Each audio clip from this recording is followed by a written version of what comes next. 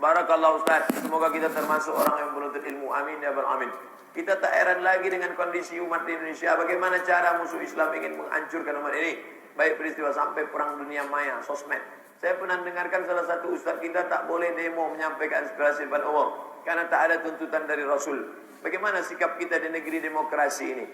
Dia kata dia demo tak boleh. Tapi dia menerima pemimpin hasil demokrasi. Ini namanya demokrasi setengah masa. Demo tak boleh. Tapi pemerintah hasil demokrasi dia terima. Ini namanya orang pisau tumpulnya ke bawah. Tajamnya ke bawah. Tajamnya kemana? Ke kaki celana, ke jenggot, ke kunut subuh. Orang diam. Orang sudah berjuang mati-matian. Orang sudah berjalan dari Ciamis sana. Dia tetap juga membahas itu. Saya takutnya orang Ciamis itu mengamuk nanti masukkannya ke dalam sungai baru tahu.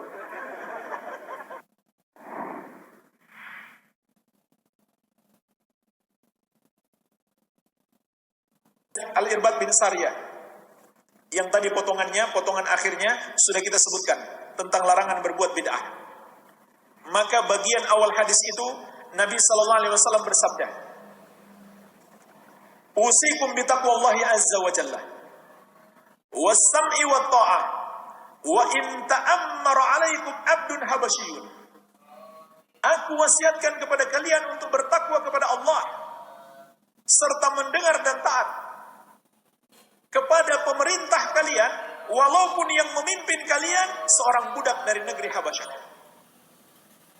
Perhatikanlah hadis yang mulia ini jamaah sekalian. Rasulullah sallallahu alaihi wasallam sampai memberi wasiat khusus kepada para sahabat. Nanti akan kita sebutkan juga, Nabi bahkan pernah mengambil baiat, janji setia untuk selalu taat kepada pemerintah. Nabi sallallahu alaihi wasallam memberi wasiat khusus, bertakwalah kepada Allah serta mendengar dan taat kepada pemimpin kalian. Kemudian beliau berpesan khusus juga, walaupun yang memimpin kalian seorang budak. Apa rahasianya beliau mengatakan ini jemaah sekalian? Kata para ulama, untuk menjelaskan kepada kita, walaupun dia sebenarnya kurang pantas memimpin, tidak berhak memimpin, ada yang lebih berhak. Walaupun dia tidak berhukum dengan syariat Islam secara menyeluruh, selama dia masih muslim, wajib bagi kita untuk taat. Bagaimana kita bisa ambil kesimpulan seperti ini?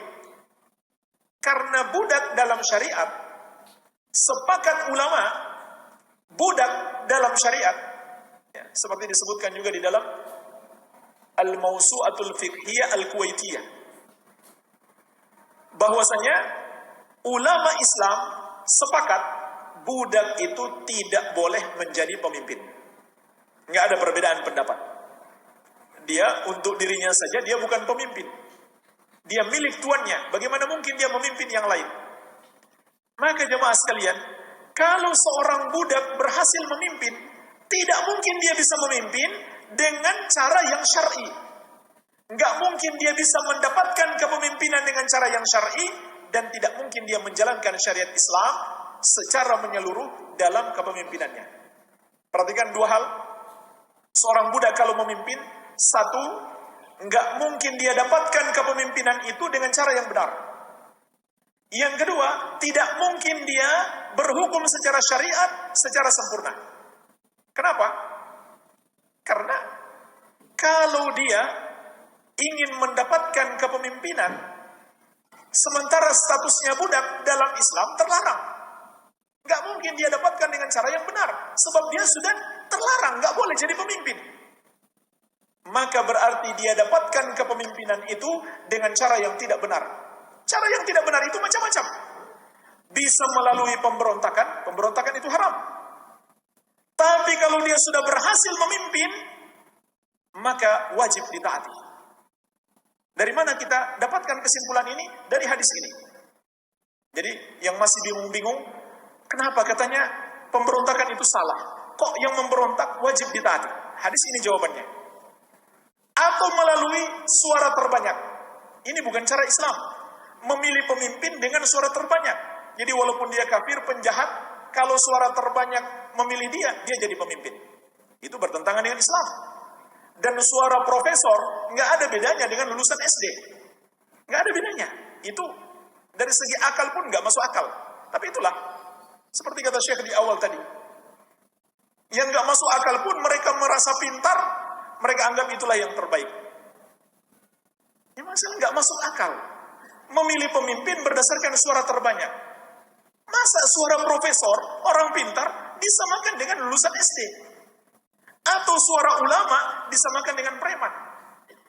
Kalau misalkan suara profesor sebanding dengan 1000 lulusan SD, mungkin masih masuk akal.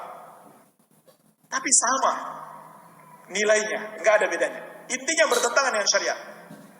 Tapi jamaah sekalian, kalau dia sudah berhasil memimpin, wajib ditaati. Ini diantara dalilnya. Ini diantara dalilnya. Budak nggak mungkin bisa memimpin sesuai dengan cara syariat. Pasti dengan cara yang salah sehingga dia naik menjadi pemimpin. Kemudian yang kedua, dia nggak mungkin berhukum dengan syariat. Kenapa? Karena kalau dia berhukum dengan syariat, nomor 1 mengundurkan diri. Karena dia nggak berhak memimpin. Jadi dia nggak mungkin berhukum dengan syariat secara menyeluruh. Namun selama dia masih muslim, Rasulullah SAW telah berpesan kepada kita, wa in ta'ammara 'alaikum abdun, wajib bagi kalian tunduk dan patuh meskipun yang memimpin kalian adalah seorang budak. Jadi jelas, ini pesan Nabi SAW kepada kita. Karena ini yang selalu didengung-dengungkan oleh sebagian orang, mereka tidak paham. Mereka pikir ketaatan itu hanyalah kepada pemimpin yang benar-benar berhukum dengan syariat, yang betul-betul adil,